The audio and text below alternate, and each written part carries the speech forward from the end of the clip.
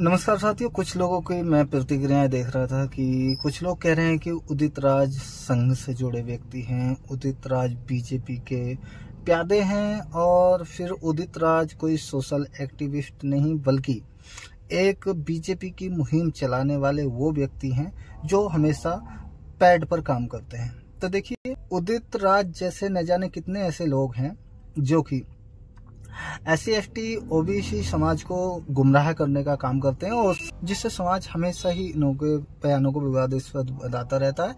तो वहीं पर अगर इसको आप सोशल मीडिया पर या फिर कोई सर्च वेब पर अगर इनों की कोई हिस्ट्री खंगालने का काम करेगा तो इनों को SC ST एक्टिविस्ट के नाम पर आज भी दर्शाया जाता है। लेकिन कितनी आवाज़ ये अब तक मजबूत कर पाए, कितने लोगों को ये समझा पाए, ये बहुत ही जो दिलचस्प है। क्योंकि ये ऐसे व्यक्ति हैं जो कि बसपा मूवमेंट पर सवाल करना इनों का आम बात है, क्योंकि उसको निशाना बनाना और फिर उसको सवाले के घेरे में रखना, कोई भी पार्टी है उसको लेकर के ये जो SC ST OBC तबके का कोई भी अगर लीडर है तो उसको हमेशा जो है टारगेट करते हैं और बीजेपी और RSS की विचारधारा को आगे बढ़ाने का काम करते हैं। ये कई बार देखा गया है, एक बार नहीं, तरह तरह के जो जी सवाल उठते रहते हैं कि उदित राज ऐसे व्यक्ति हैं, उदित राज वैसे व्यक्ति हैं। अरे भैया, कुछ नहीं है।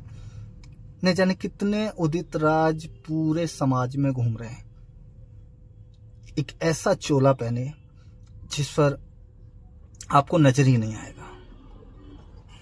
बहुत सारे लोग हैं जो कि बसपा मूवमेंट से जुड़े और अन्य ऐसे जो सोशल मूवमेंट हैं जो कि समाज को काम करना चाहते हैं, समाज में समाज को आगे ले जाना चाहते हैं, उस समाज को आगे बढ़ाने का काम कर रहे हैं। जो बिल्कुल ही अति पिछड़ा समाज है उसको आगे ले जाने का काम कर रहे हैं। लेकिन उसका एक सर्कल है, उसमें ये लोग आते हैं, आकर के बड़े बड़े नारे लगाते हैं और ऐसे नारे लगाते हैं कि बहुजन समाज इनों के ऊपर टूट पड़ता है, भरोसा कर लेता है, इनों के पीछे चलने लगता है। कर यार, प्रोफेसर हैं, ज़्यादा पढ़े लिखे हैं, JNU जैसी संस्था से पढ़ करके निकले हैं, लेकिन पर्दे के पीछे कुछ और ही होता है। अब पर्दे के पीछे क्या होता है ये किसी से छुपा नहीं है। उस समाज से तो छुपा रह सकता है जो समाज कहीं तक शिक्षा से जूझ रहा है। उनको इतना टाइम नहीं है, बस वो ये देखते हैं, अरे यार, बाबा साहब की विचारधारा को लेकर कौन चल रहा है, काशीराम की विचारधारा को लेकर के कौन चल रहा है, पेरियार की विचारधारा से कौन जो रिलेटेड है, लल्लई यादव से रिलेटेड कौन है। लल्लई यादव के नाम पर लक्ष्मण यादव ने बहुत कुछ बटोरा है। बाबा साहब की विचारधारा के ऊपर, काशीराम की विचारधारा के ऊपर इन लोगों ने बहुत सारी जो रेबड़ी शुरू में बांटी और उसका इन्होंने फायदा लिया।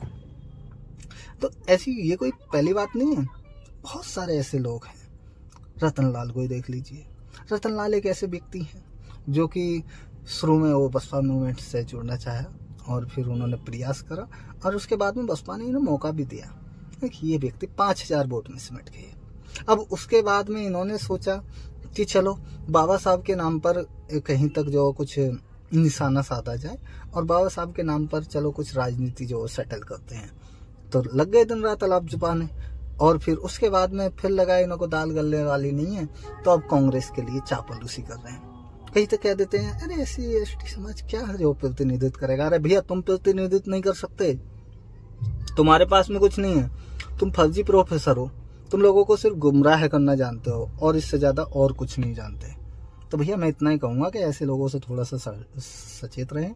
ये लोग कहीं तक समाज में समाज को गुमराह करने का काम कर सकते हैं, इससे ज्यादा और कुछ नहीं कर सकते, ना ही इनों के पास में कुछ है। सचेत रहें, सतर्क रहें, किसी भी एक्टिविटी पर एकदम भरोसा ना करें, उसके अतीत को जो झांक करके देखें। जिस दिन आप अतीत झांक जाएंगे किसी व्यक्ति का, उसके बाद में आपको कुछ करने की जरूरत नहीं है, समाज उसको नंगा कर देगा।